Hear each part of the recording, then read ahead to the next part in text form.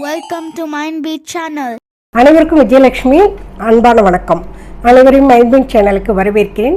முத்திரைகளை பார்த்துட்டு வரோங்க. முத்திரைகளை முறையாகவும் நம்பிக்கையுடனும் செய்து கொண்டு வரும்பொழுது சொல்லக்கூடிய பயன்கள் கிடைக்கும். முத்திரைகள் செய்யும்போது தலை, கழுத்து, முதுகு தண்டு ஒரே நேர்கோட்டில் இருக்கணுங்க. தரையில் உட்கார்றவங்க ஒரு விருப்பு போட்டு உட்காந்துக்கலாம். தரையில் உட்கார முடியாதவங்க சேரில் உட்காந்துக்கலாங்க. ஸ்ரீவத்ச முத்திரை.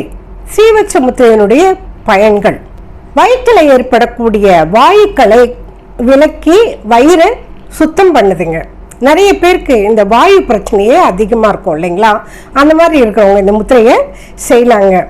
தோள்பட்டை, கைமுட்டி, கால் முட்டி வலியை சரியாக்குதுங்க. நோய் எதிர்ப்பு சக்தியை கொடுக்கிறது, உடலுக்கு ஆற்றலை கொடுக்கிறது, பிரபஞ்ச சக்தியையும் கொடுக்கிறது.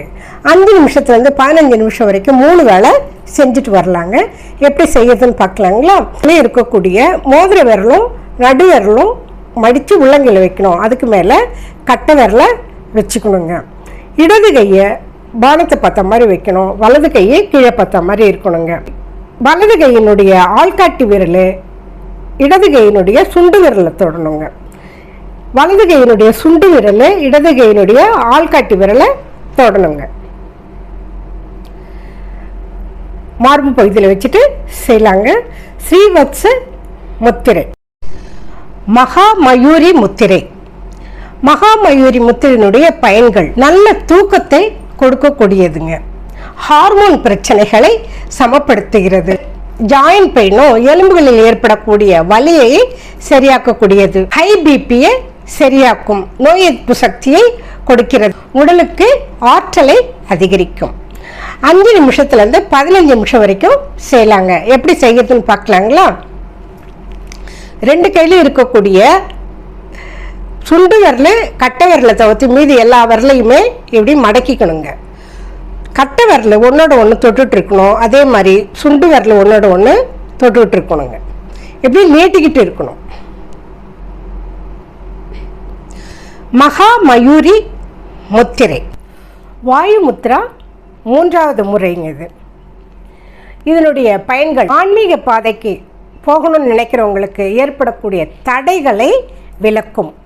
சந்தேக மனப்பான்மை, எதையுமே வேண்டான்னு சொல்லிட்டு நினைக்கிற அந்த மனசு, ஈகோ, கவலை, பயம், பொறாமை, அதிகப்படியான ஏக்கம், தேவையற்ற ஆசைகள், வெறுப்பு, இதை எல்லாமே விலக்கி மனசில் நல்ல எண்ணங்களையும் மன தைரியத்தையும் நல்ல குணங்களையும் கொடுக்கக்கூடியது.